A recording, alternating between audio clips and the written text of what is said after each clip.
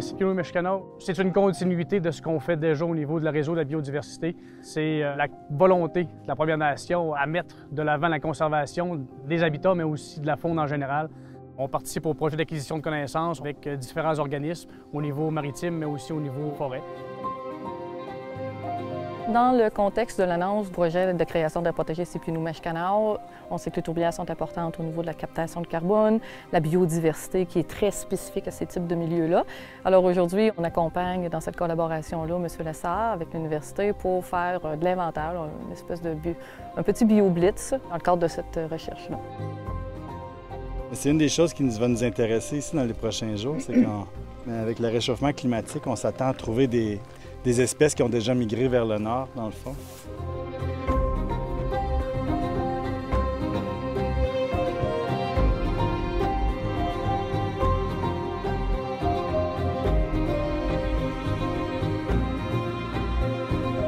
L'objectif premier pour les projets d'acquisition de connaissances, c'est de connaître ce qu'il y a à l'intérieur d'une tassinade.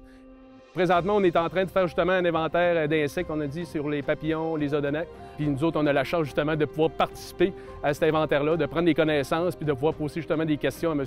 Jean-Philippe pour en apprendre également, puis après ça, comme on dit, de pouvoir transmettre ça aux membres ou aux gens qui seront intéressés d'avoir l'information. J'ai attrapé une chaîne bleue là-bas, mais juste la femelle. J'aimerais savoir le mâle pour être certain. Les insectes, c'est des outils qui sont géniaux en fait pour connaître un peu le niveau de santé d'un écosystème. On les appelle des bioindicateurs. Bioindicateurs, c'est un grand mot qui veut dire plusieurs choses. Dans le cas des odonates, ils ont été beaucoup utilisés en tant qu'indicateurs de qualité de l'eau. Donc quand un cours d'eau devient pollué, on voit un changement dans la diversité des odonates. Puis ensemble, on est capable de répertorier beaucoup d'espèces puis donner une espèce d'information de base pour la communauté des Sipites, qui va leur permettre de suivre l'évolution de cet écosystème-là dans le temps. Et on peut cibler des espèces plus rares pour avoir une valeur de conservation particulière dans le but de créer une aire protégée autochtone.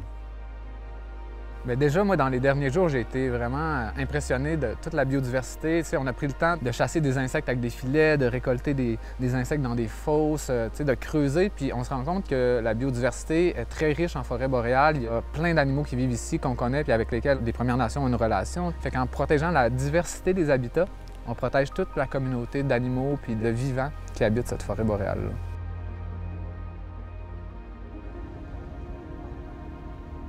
Les différents projets qu'on a de recherche, on a la grille de Bicknell, on a la chauve-souris, on a les insectes comme les papillons, les odonates, qui sont des bioindicateurs. On a également le garrot d'Islande, le caribou forestier. On fait également des inventaires floristiques au niveau des vieilles forêts.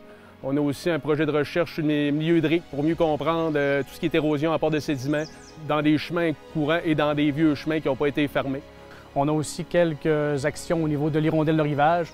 Du côté maritime, on a fait aussi là, un partenariat avec Parc Canada pour suivre les osτερets, dans le fond, le foin marin. Mais on veut vraiment avoir quelque chose de plus global dans la biodiversité. Donc c'est pour ça que le projet Sipiuno-Meshkano nous tient à cœur. C'est vraiment pour l'ensemble de la biodiversité puis de son habitat.